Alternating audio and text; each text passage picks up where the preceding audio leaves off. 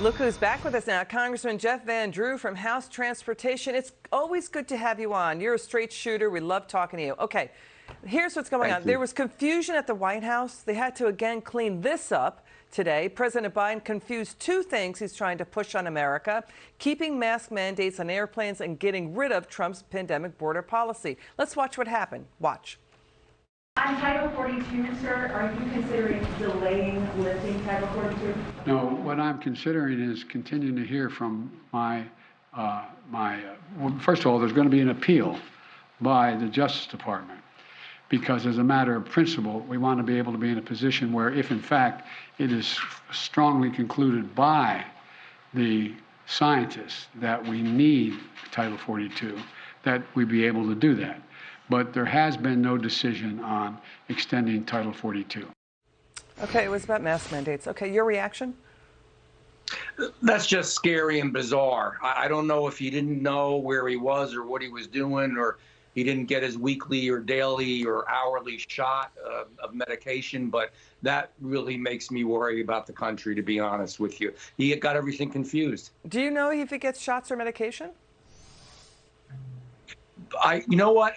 I can't promise you that, or I won't say that, but I mean, there's such noticeable difference, quite frankly, and I'll be very frank, in the way that he appears and what he does at certain times compared to other times. And I know certain times he's getting a tremendous amount of rest in Delaware, so he's able to kind of fight his way through it, and other times he doesn't. You know, the thing is, let's get back to this. We have to learn to live with the virus, right? Not shutdowns that destroyed 22 million jobs. Even the president at first said this is about leaving it up to the individuals to make the personal choice of wearing masks.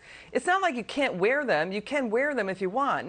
It's about not the government forcing you to. And by the way, Democrats already made masks optional by breaking the rules. Nancy Pelosi, Joe Biden, Kamala Harris, John Kerry, you know what I mean? So there was that. There was also a lot of cheering on multiple airplanes when the announcement came out that the mask mandate was tossed out. There was that going on, but Jen Psaki dismissed that. Let's watch the cheering on the air. So you're going to see now, we're rolling on the footage, but Press Secretary Psaki downplayed the cheering is happening on just one plane, and that the White House is appealing it. It's all about protecting the CDC's power and authority. Let's roll on that. Watch this.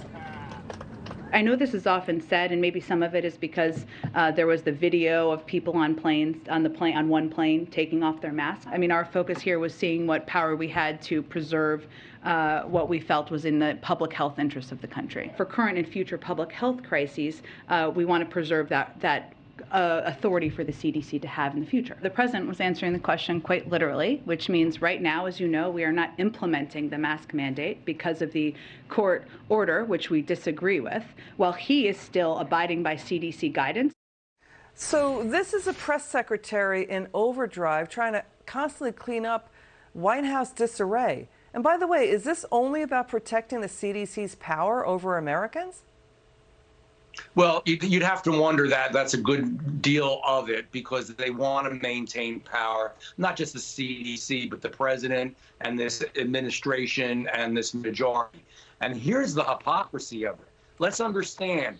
We're saying that we're going to get rid of Title 42. He wants to get rid of Title 42, which was there to protect the border and also to make sure that people who possibly had COVID, who were illegal and shouldn't be coming over anyhow, couldn't. Well, that we are actually going to do away with. So we don't care that they come over. We don't care if they're sick or not. We don't care if they're dangerous or not. We don't really care at all. When I say we, I don't mean me and you, I mean them.